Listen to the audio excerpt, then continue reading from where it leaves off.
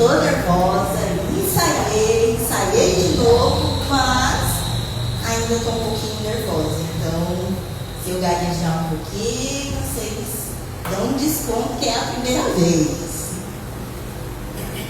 Eu quero iniciar com uma passagem que você vai ler.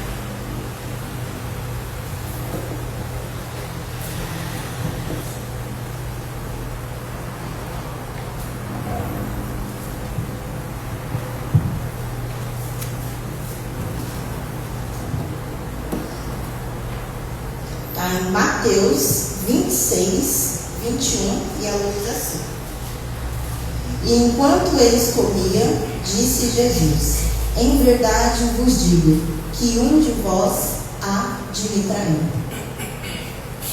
Bom, hoje eu trouxe uma reflexão que ela é um pouco desconfortável, mas que ela é necessária, né?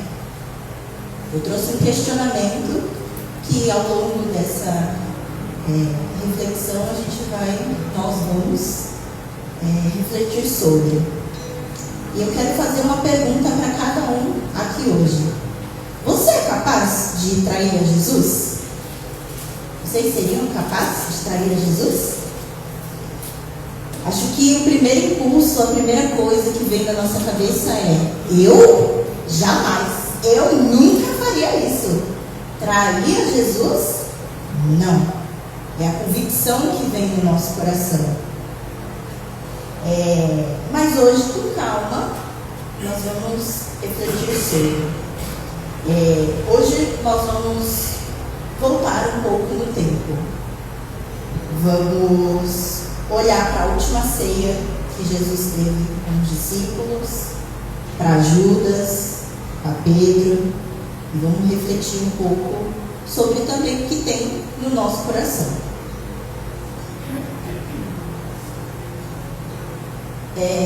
Estudando sobre, refletindo sobre, quando a gente fala de traição, é um tema muito forte, muito polêmico. Tem diversos tipos de traição: a traição amorosa, a traição dos familiares, amigos, irmãos. Mas a traição, ela nunca começa do nada. Não é só um beijo, não é só A verdadeira traição, ela começa quando deixamos de amar o suficiente para permanecer de pé. Ela acontece num ápice. Naquela noite, Jesus estava à mesa com amigos, com um traidor e também estava com Pedro. E aí, em Mateus 26, do 20 ao 21, nos diz assim: E quando chegaram à ceia, assentou-se à mesa com os 12 discípulos, e comendo, Jesus lhe disse: Em verdade vos digo, um de vocês há de me trair. E o que impressiona quando a gente reflete sobre é a reação dos discípulos. Nenhum deles gritou indignado, nenhum deles falou: Senhor, eu não, eu jamais. Não teve essa convicção: Senhor, não, eu jamais faria isso.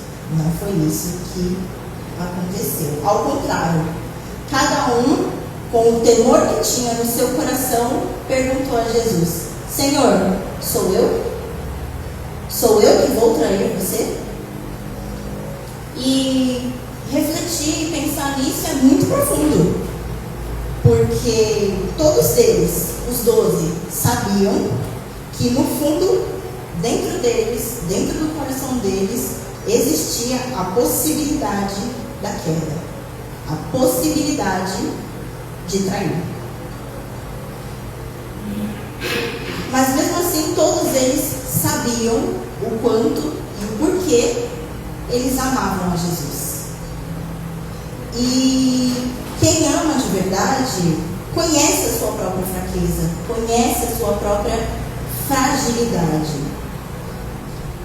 E em João João 13, 27 nos diz assim: e depois do bocado, Satanás entrou nele e disse, pois Jesus, o que fazeis, fazei depressa. E Judas saiu. Naquele instante, Judas saiu. Ele levou o pão, ele levou o olhar de Jesus para ele, e ele levou a última chance que ele tinha. Mas ele não levou com ele o arrependimento. E ainda em João 13, 30, nos diz assim: e era noite. A pior noite não é aquela quando o céu não tem estrelas, quando está realmente tudo muito escuro e você não enxerga nada. A pior noite é a noite de um coração que rejeita o perdão. Então, não é a do céu sem estrelas, não é aquela que você não enxerga nada. É a do coração quando ele rejeita o perdão. Eu acho que essa realmente é a pior noite, a pior escuridão que uma pessoa pode levar consigo.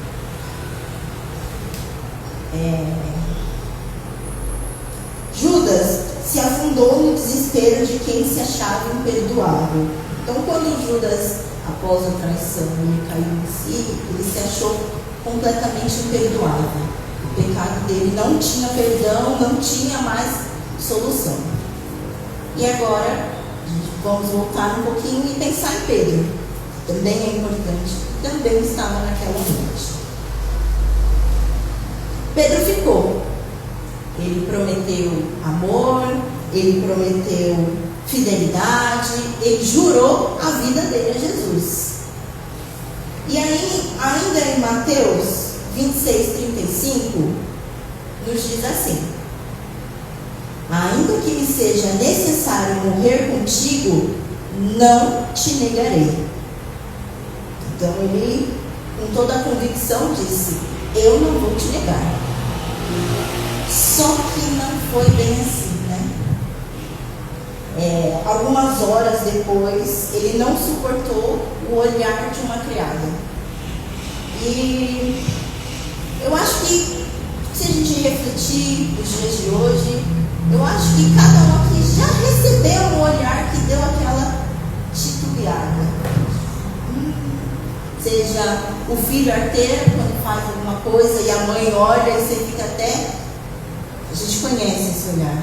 Só que para Pedro foi muito pior. E aí, irmãos, ainda em Mateus 26, 70, diz assim: e negou diante de todos, dizendo: não conheço esse homem. E então o galo cantou. Então, nesse momento, nós temos dois discípulos, Judas e Pedro. E também temos dois pecados. Porém, nós vamos ver ao decorrer da reflexão que nós temos dois destinos completamente diferentes. Embora os dois tenham pecado, cada um teve um destino diferente do outro. Em Mateus 26, 75, ainda nos diz assim: e saindo dali, chorou amargamente.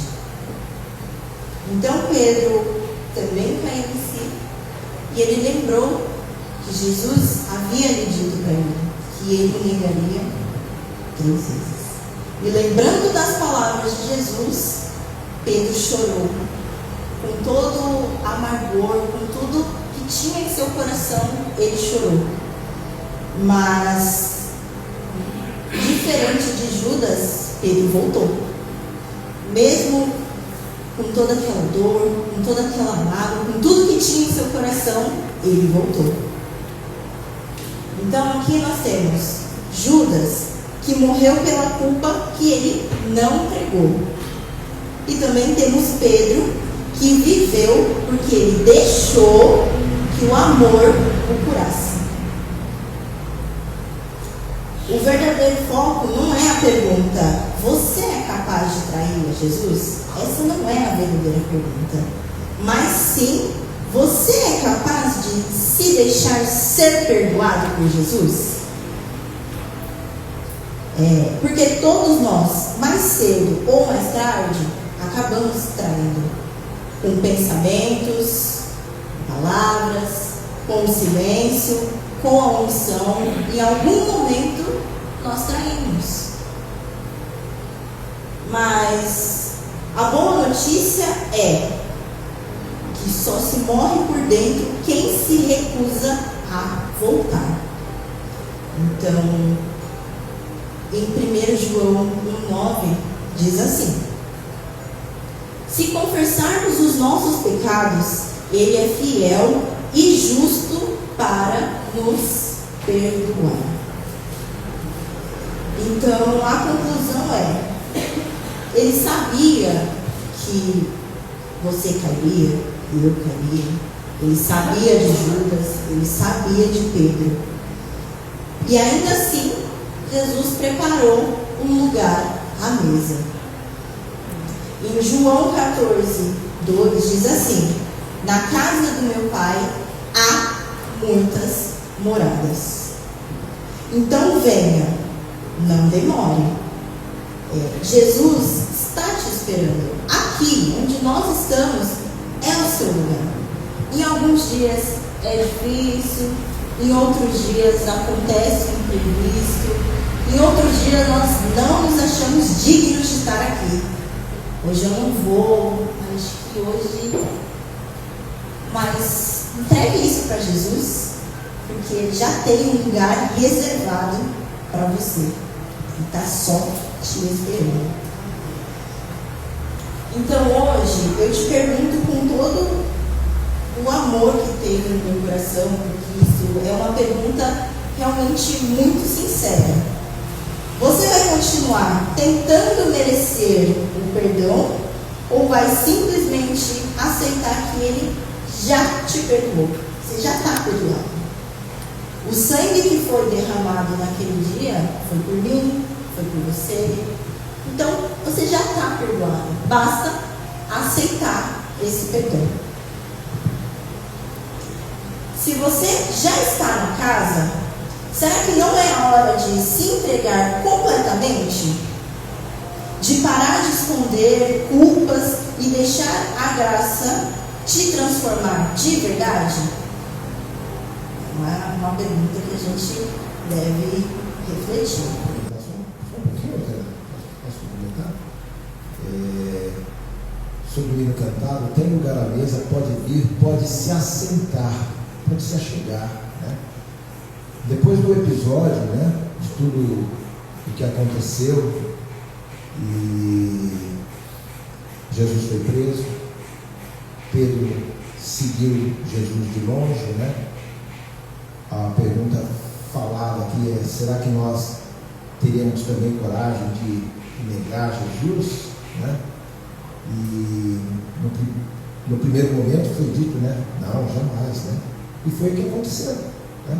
Todos disseram: não, jamais nós vamos te deixar. E de repente, quando a coisa apertou, né, todo mundo seguiu o seu caminho, todo mundo começou a seguir de longe. João, o discípulo amado, ele tinha mais acesso